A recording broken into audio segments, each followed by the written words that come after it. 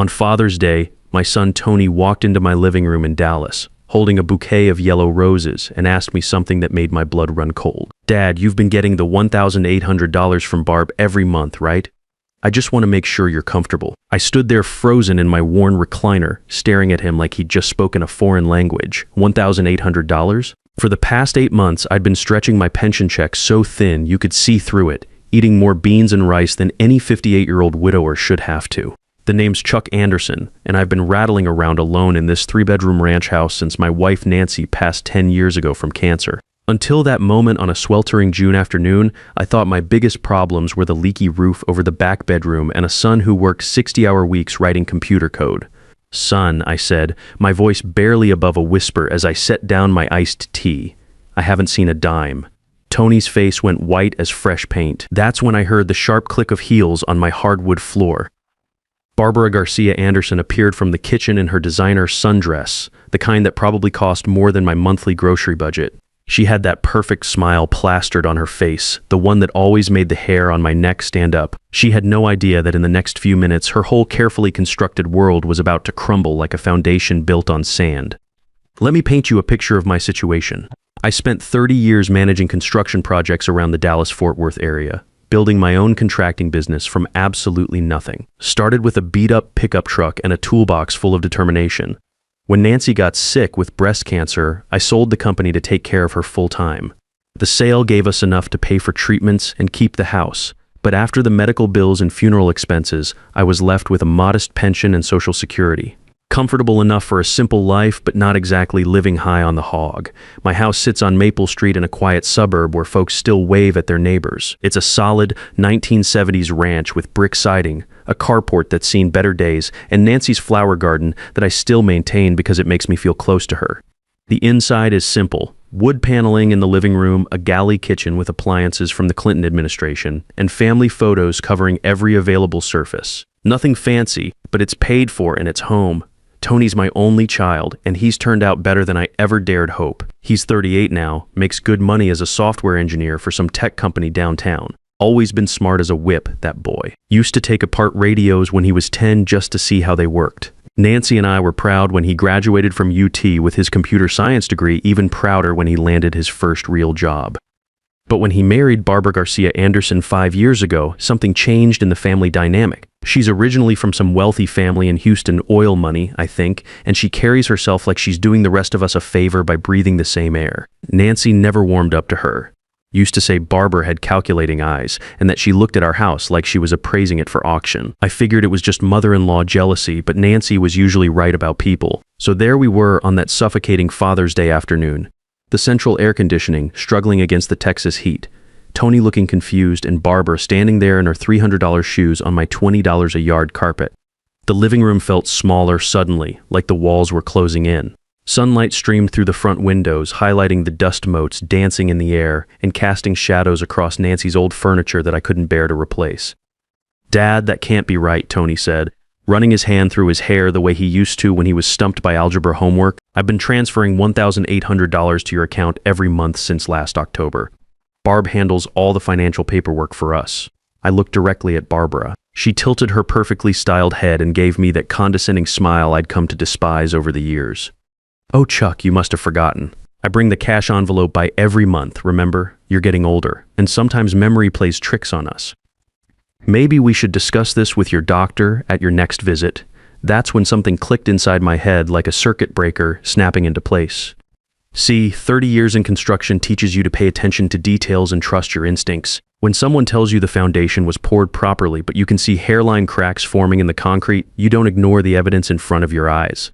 When a subcontractor swears he ordered the right materials, but the delivery doesn't match the invoice, you start asking hard questions. And I knew with absolute certainty that Barbara Garcia Anderson had never given me so much as a dollar bill, let alone an envelope containing $1,800. "Barbara," I said, keeping my voice steady as a level, "when exactly do you stop by with this money?"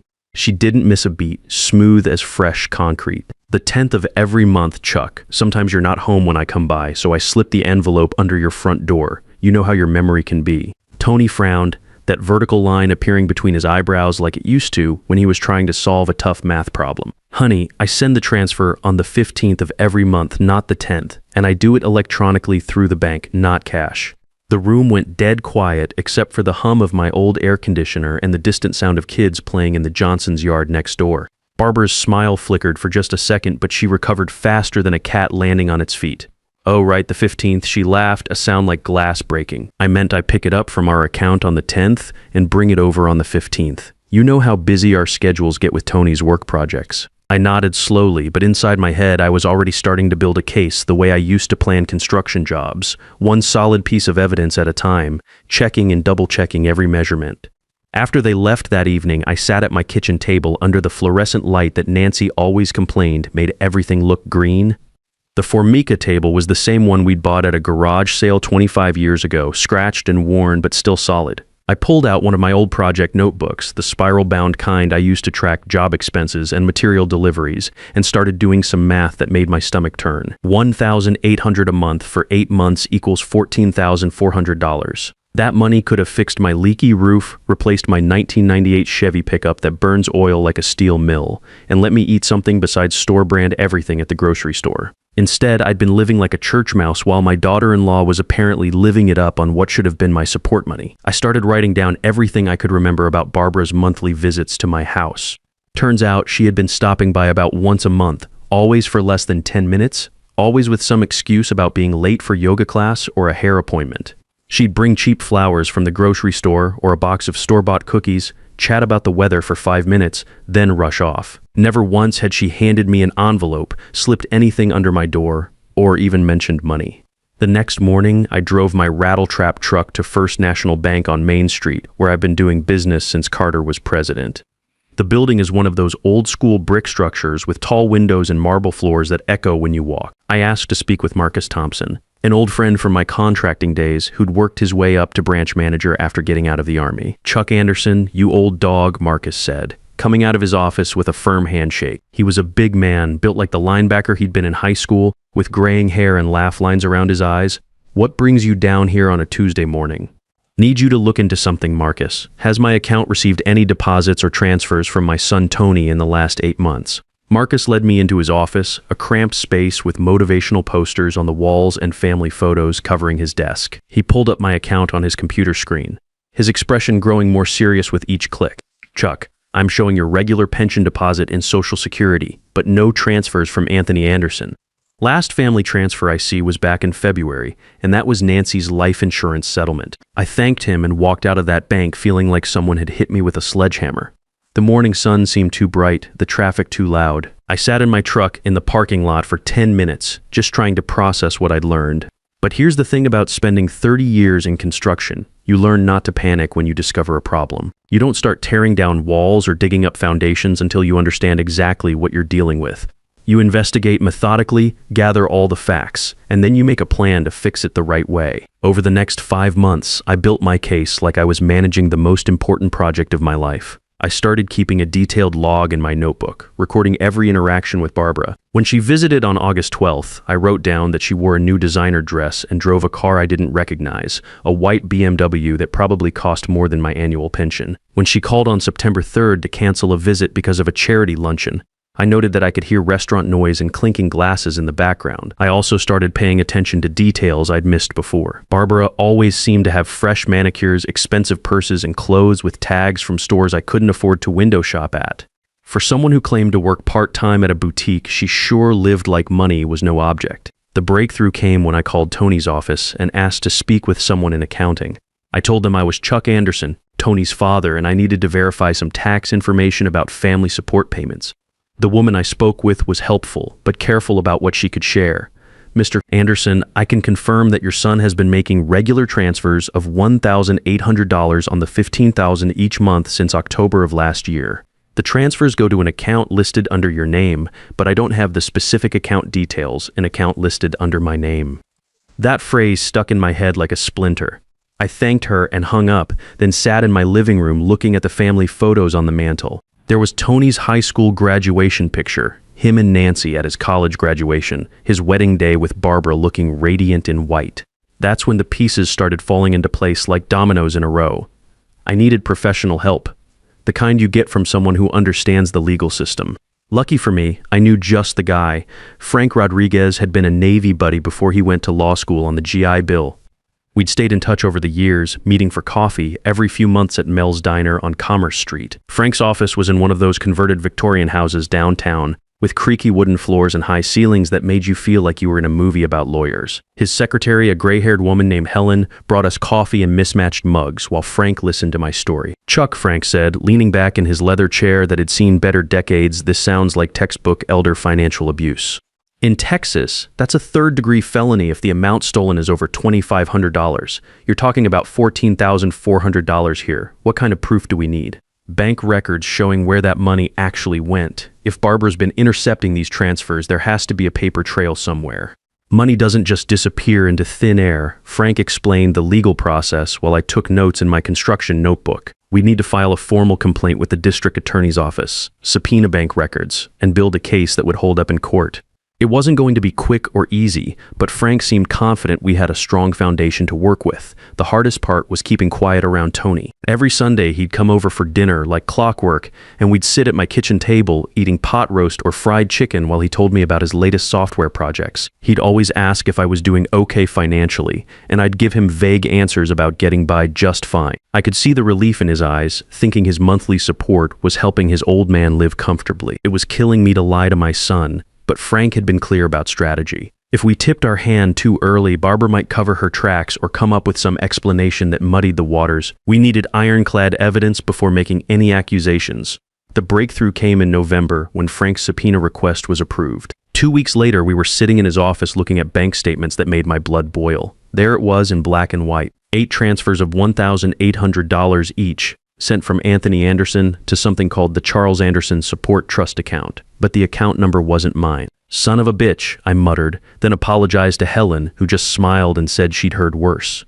Frank spread the documents across his desk like he was laying out blueprints. "Look at this, Chuck. The account was opened last September with Barbara Garcia Anderson, listed as the primary account holder and financial power of attorney. She used your name and personal information, probably from tax documents or medical forms she had access to through Tony.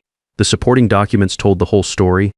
Barbara had been using that stolen money for spa treatments at some fancy place in Highland Park, shopping sprees at Nordstrom, weekend trips to Austin and San Antonio, and monthly payments on a white BMW lease. She'd been living high on the hog while I counted pennies at the grocery store. But what really got my goat were the cash withdrawals. Every month, right after Tony's transfer hit the fake account, Barbara would withdraw $800 in cash. Frank and I figured she was probably telling Tony she was giving me that money in person, keeping the rest for her spending sprees. "We've got her dead to rights," Frank said, organizing the papers into neat piles. "Identity theft, elder financial abuse, fraud. The district attorney's going to love this case."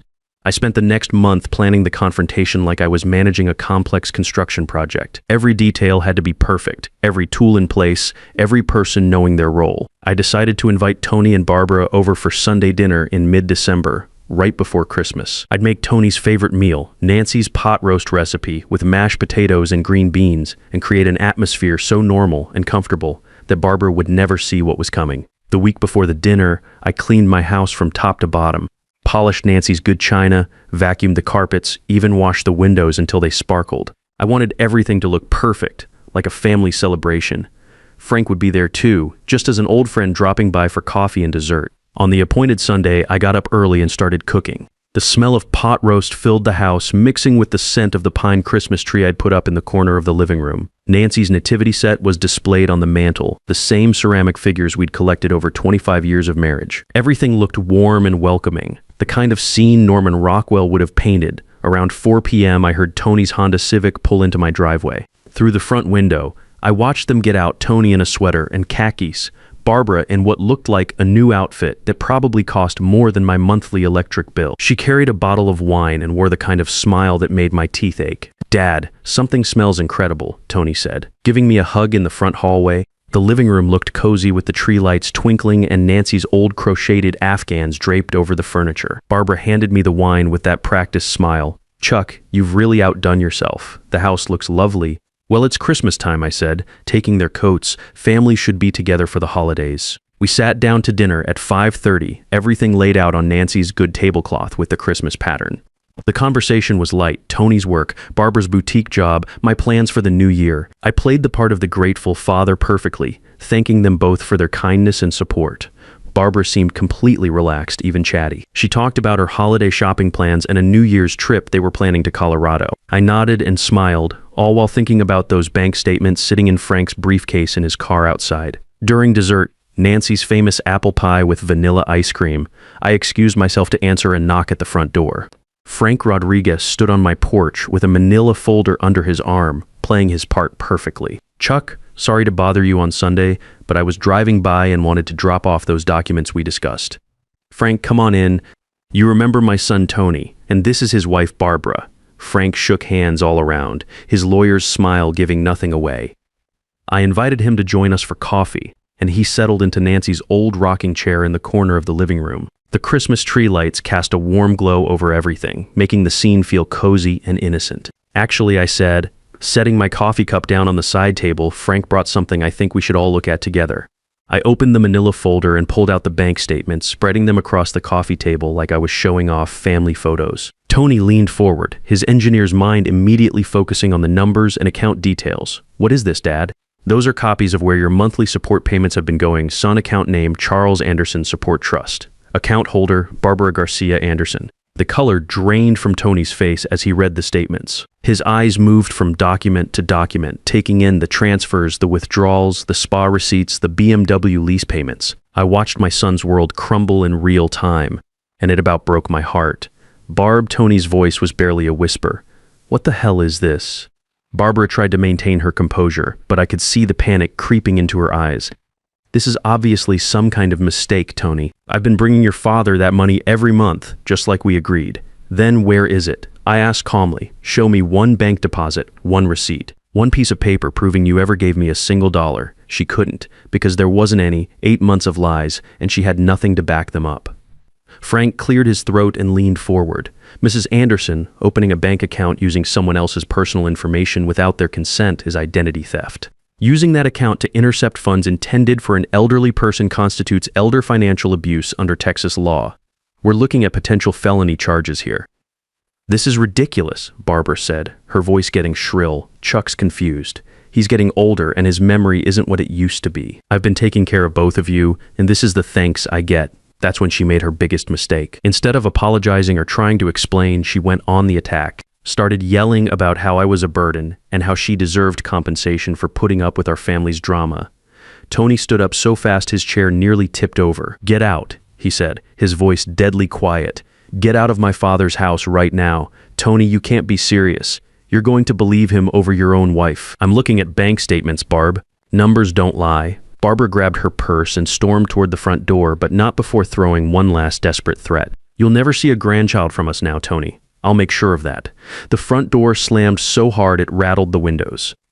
Frank, Tony, and I sat in my living room listening to her BMW screech out of the driveway. Frank filed the criminal charges the following week. The district attorney was very interested in our case because elder financial abuse was becoming epidemic in Texas. The investigation took 3 months, but they built an airtight case. Besides the bank fraud, they discovered Barbara had been using Tony's company credit card for personal expenses, another $6,000 in unauthorized charges. The trial lasted 8 months from start to finish. Barbara hired an expensive lawyer from Houston who tried every trick in the book. They claimed I had dementia and had been giving her the money willingly. They argued that she was just helping manage the family finances. They even tried to paint Tony as an unreliable witness because of his emotional involvement. None of it worked. Bank records don't lie. And Frank had done his homework. The jury took less than 3 hours to find her guilty on all counts. Barbara got 18 months probation, had to pay back every penny plus court costs and penalties, and was ordered to stay away from both Tony and me. The judge also awarded an additional $8,000 in punitive damages, bringing the total restitution to over $22,000. The divorce was finalized 6 months later. Last I heard, Barbara had moved back to Houston and was working at her family's real estate company. Good riddance. Tony and I rebuilt our relationship slowly, like you'd repair a foundation that's been damaged. He felt guilty for trusting her, angry at himself for not seeing the signs. But that's not how I raised him to think. I told him the same thing I used to tell my construction crews. You can't prevent every accident, but you can learn from the mistakes and build stronger next time. I used the restitution money to start the Anderson Family Foundation, helping other seniors who've been financially exploited by family members. Turns out this kind of thing happens more than you'd think. We've helped 23 families recover stolen money and taught hundreds of folks how to protect themselves from scams. These days, Tony stops by every Sunday for dinner, just like before. He's dating a nice school teacher named Lisa, who actually seems to enjoy my stories about the old construction days. They're talking about getting married next year, and she's already asking for Nancy's pot roast recipe. Sometimes people ask if I'm bitter about what Barbara did. Truth is, I'm grateful. She taught me that even at 58, you can still learn important lessons about trust, family, and standing up for what's right. She also taught me that good record-keeping and patience can beat fancy lawyers and crocodile tears every single time. If you're dealing with something similar, here's my advice. Document everything, trust your instincts, and don't let anyone convince you that age makes you weak. Sometimes the best victory is simply proving you're smarter than the person who tried to cheat you. Age doesn't make you weak. It gives you the experience to spot trouble coming and the patience to handle it right. The biggest mistake a thief can make is underestimating someone who spent a lifetime learning that details matter and truth always wins.